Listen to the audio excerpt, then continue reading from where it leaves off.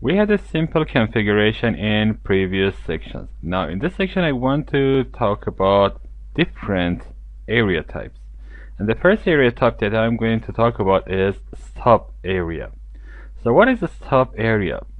Take a look at area 35 and router 5. As you can see, router 5 has only one link to the network, and any other prefix just comes from router 3. So the only way to reach to all prefixes in my network is router 3.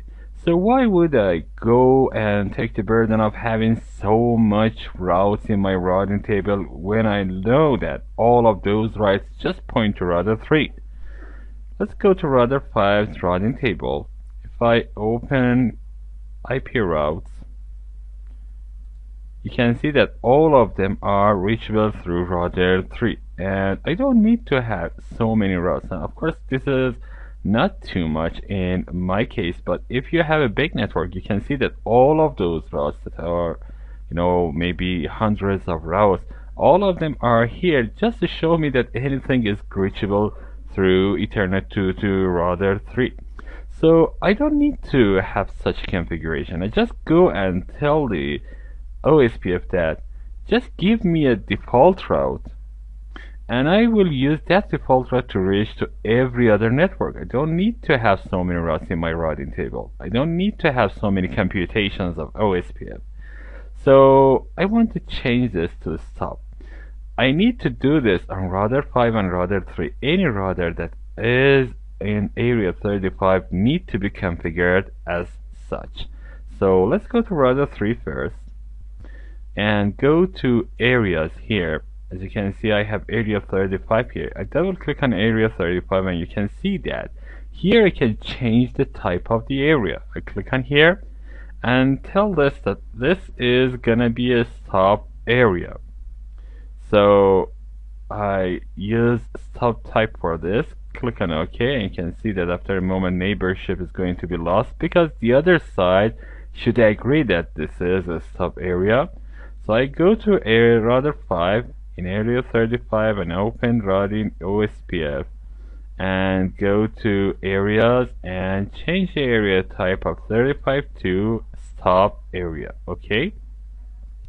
Now that I have changed this area type, let's take a look at routes that come here. If I open routes here, where are your routes? Routes are here. You can see that after a moment the routes are going to change, and I will have very limited type of routes here. And of course I'm going to talk about LSAs mostly. Let me wait for some time. Now you can see that I have a default route injected into my OSPF database. These are the routes that come from OSPF, and as you can see, it just shows me to point every other prefix just to router 3. So let's go to LSAs. This is important here to check the LSAs. You can see that the injected default route comes from an ABR, that is 3333 in my case, and you can see that's kind of LSA type 3 summary network. The other things are just network and router LSAs that we can see here. Okay, this is kind of configuration that you will go for that, but let's go to area and check something else. If I go to area 35, I can see that there is an inject summary LSA here. I just take this and click on OK, and I will do the same thing on router 3. Actually, I don't need to do this on router 5, but router 3 is an ABR, needs to be the type that injects summary LSA. Click on OK. Now I go back to router 5's routes again and wait for the changes. You can see again the neighborship is going to be lost, and I need to wait for some seconds before everything is populated again. And now you can see that I have all of those routes plus a default route. So this is not what I meant to do. Actually, this kind of area is called stop, and when I take the when I remove the check from this inject summary LSA checkbox, I am actually creating a total stop area. A total stop area has only one LSA, and that LSA is a summary network LSA. But whenever I'm putting a check beside that, I am actually receiving all of those routes plus a summary network default route. So in my case, it doesn't make any sense to have this checkbox checked here. I just want to have a totally stop router area, so I just select type stop, and I need to go to router 3 as the ABR, and this is much more important to configure here. So I double click here and remove this check, and you can see that I can click on OK, and everything is going to be like before. So let's go to router 5 and wait for some seconds, and next see the default routes being injected into here. And if I go to LSA, actually I am more interested in seeing the LSA. You can see that the summary network just came in. So this is what stub area means. Now to configure a not so stubby area, I want to change the configuration a little bit, and I want to show you what not so stubby area means. So let's go for the next view, and this view is going to have a little changes. Open this with paint and close actually. Now I want to do something here to show you what is an NSSA area. Just want to remove some of this configuration. Let me find the eraser here and select the biggest pen size. I don't want to have this link between these two routers. Actually, I'm removing area 34. Oh no, area 0. I'm removing VLAN 34 from my configuration. And after removing this configuration, I just want to change the type of areas that I have here. I select the brushes. This part is going to be area 0. So I will type area 0 here. Area 0, that is my backbone area. And let me change the brush. This type is in this way, this part of my network is going to be area 13.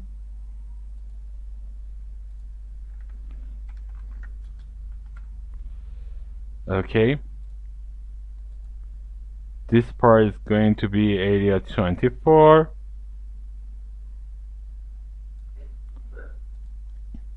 Type in area 24. And this part is actually going to be something else. It is going to be a RIP network. It is not part of my OSPF configuration. So this is going to be my RIP network, okay? Now router 3, because router 3 is between an OSPF and RIP configuration, it is going to be an autonomous system border router. So router 3 is going to be an ASBR. And I want area 13 to be a stop area, kind of a sub area. This is because, again, router 3 only has one link to reach to other part of my network, and it doesn't need to have all of those routes. But there's a problem here. Sub areas do not allow redistribution, and I'm going to talk about redistribution in a moment.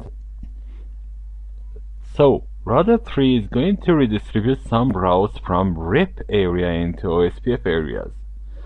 So if I select router 3 and router 1, actually area 13 to be a sub area, I cannot inject routes from RIP area into my OSPF, configuration.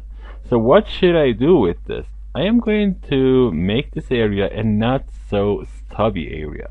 Actually, this is a stub area, but not so much. It allows redistribution. So I'm going to change the configuration to reflect this. First of all, I need to make sure that router 1's E2 and router 2's E2 plus the loopback interfaces are in area 0. So I'm going to router 1 and change all of those configuration. I don't want to have area 1, 2, 3. I want let's go here. I want these interfaces to be in backbone. So let me check the configuration. VLAN 12 is gonna be in backbone. VLAN 13 is gonna be in area 13. So I change this area name to 13, and I am going to change the area ID as well to 13, 13, 13, 13. And area 13 is gonna be a not so sub area, but I'm going to change it in a moment. So let's go back here and make sure that this is an area 13, and it is in area 13. Loopback interface is gonna be in area 0. So click on OK. On router 2, I have Ethernet 2 and loopback 0 in area 0. So let's go to router 2 and change the configuration here. As you can see, it is very fast to change the configuration. So I put these two into area backbone, and this is going to be in under area 25. So I go here and change this area to area 24 and change the area ID to 24, 24, 24, 24. And I'm going to change the area tab later if I want to. So I go to network and put this under area 24. So the configuration of router 2 is done. Router 3 has an area 13 that Ethernet 1 is going to be there. So I go to router 3, and change the areas. I'm not going to have area 1, 2, 3. Actually, I'm going to have area 13 that has an area ID of 13, 13, 13, 13. I'm going to change the type of area later. I don't want to have any area 35, so I remove this. It tells me that some networks are in area 35. I'm going to change this. So this is in area 13, and this is quite okay. And loopback interface is under backbone, and this is gonna be lost. I don't want to have this, and this is gonna be lost again. This is going to be under rep area. So let's go back to area and remove area 35. I don't need it anymore. So if I check interfaces, I can see that Ether 1 is under area 13 and it has a neighbor, and it's going to be neighbor after a moment. No, the neighborship is created. Loopback interface is under area backbone. It is going to be under area actually 13, not backbone area. So I put it under area 13 and click on OK. Okay. Now on router 3, I need to make some kind of configuration. Let's go to router 4 first of all. And on router 4, I am going to put everything under area 24. So let's go to area and change the area to 24. There is no area 24, so I added area 24.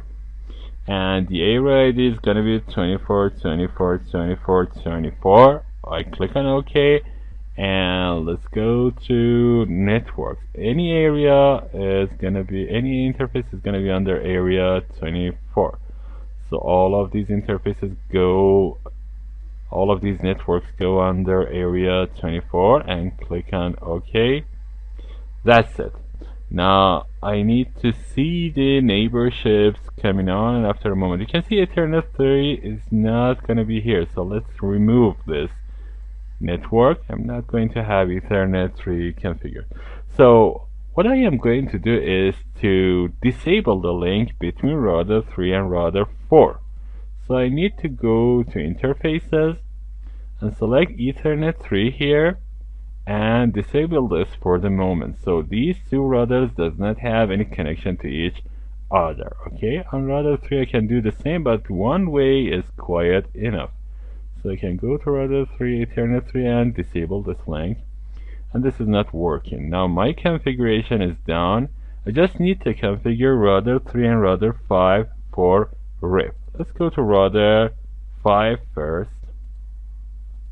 On router 5, I don't want to have this area, so I just remove the networks using minus button. Don't want to anymore area 35 here. I don't want to configure OSPF, so when there is no network here, OSPF is not running. So close this, go to routing rep, and under routing rep I need to add some networks. The network is gonna be 172.16.35.0/24. Click on OK, and let's go to interfaces and add all of interfaces, and I am going to select version 2. No authentication. I can select Ether, what is the interface name? Ether 2 and loopback 0.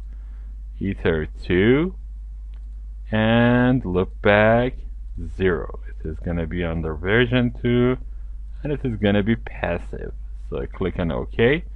Now the RIP configuration on this side is done, and I'm going to have some loopback interfaces added to my configuration. Click on the interfaces, and you can see I have some Ethernet interfaces, and I can configure interfaces for this, but I prefer to have some loopback interfaces. So I click on plus, select bridge. I name this loopback, for example, 11. Click on OK. I add another one, loopback 12, and the loopback 13, like this. I'm going to assign some IP addresses to these loopback interfaces. I go to IP addresses here, add this 11/24 for loopback 11. I'm going to add 12/12/12/12 for this /24. I'm going to have this as /24 as networks. 13/13/13/13. That's going to be for loopback 13. So I click on OK. Now I have interfaces here. Just want to go to RIP and make sure that these networks are available. So I go and add 11/11/11/0/24, 12/12/12/12, no, 0/24, and 13/13/13 0/24 under networks, and I need to add interfaces here. Select loopback 11 version 2, select loopback 12 version 2, and select loopback 13. So this is version 2. As you can see, my configuration on RIP on router 5 side is done. Let's go to router 3, and in router 3 we'll have only one interface in RIP area, and that's going to be Ethernet 2. So router 3, I go to routing RIP and make sure that this network 172.16.35.0/24 is under RIP configuration. And if I go to interfaces and add Ethernet 2, that's gonna be Ethernet 2, yes, and I want it to be working under version 2. There is no authentication. I click on OK. After some time, you can see that all of those routes from router 5 comes and reaches to router 3. But if I go to other routers, such as router 1, I cannot see those routes in my routing table. If I go to IP routes, I cannot see them advertised by any other routing protocol. This is because this is an autonomous system border, and in this border I need to have some kind of redistribution between RIP and OSPF so that other areas can reach to these prefixes. Now I want to do something else. I want to make area 13 a not so stubby area. Let's go to area 13 on router 1 and router 3. So I close this and go to areas and select area 13 and make it an NSSA area type. I'm not going to select translate saver for now. Now I'm not going to inject summary. I click on OK. I do the same thing on router 3. Close RIP. Go to areas, select area 13 and select NSSA types and click on OK and check the routes for now. And you can see that after a moment the routes are going to be injected again, but there is a difference between what we see now and what we saw in previous configuration. I don't see any route from other routers. I don't see a default route right now. I'm going to change the configuration a little bit more. I go to router 1 and select this time to inject the summary LSA. I click on OK. And I don't need to do this on router 3, but just for the sake of clarity, I just select radio 13 and select inject summary LSA. Actually, this is not an ABR, so this does not make any change here, but just want to be clear. Let's go to route and wait for some time and again see the LSAs. I want 4 LSAs, and after a moment I should see an LSA that injects a default route into my area. I haven't seen it yet. And now you can see that there is a default route here. And actually I have some other routes about other neighbors. As you can see, this is different from what we saw in stop. Of course, no, this is not different from what we saw in stop area. We have a default route and we have routes to other parts of our network. If I go to router 1 and remove this, inject summary LSA, and I do the same thing on router 3. Let's go to router 3 and go to networks, go to areas and remove this from here. I click on OK. I need to wait some more time and see the result here. After a moment you should see that the routes are going to be withdrawn. Make sure that on router 3, on router 1 I did the yes, I did it. And go to router 3. I want only to see a default route. You can see that the routes are withdrawn and I need to wait for some time to see the default route. So this is the configuration of an NSSA area that I have done. I need to wait just for some time to see the new default route injected into my OSPF database. Now in the next section I want to show you how I can redistribute routes from RIP into area 13 and see them in other areas. So this is the configuration that I'm going to do in next section.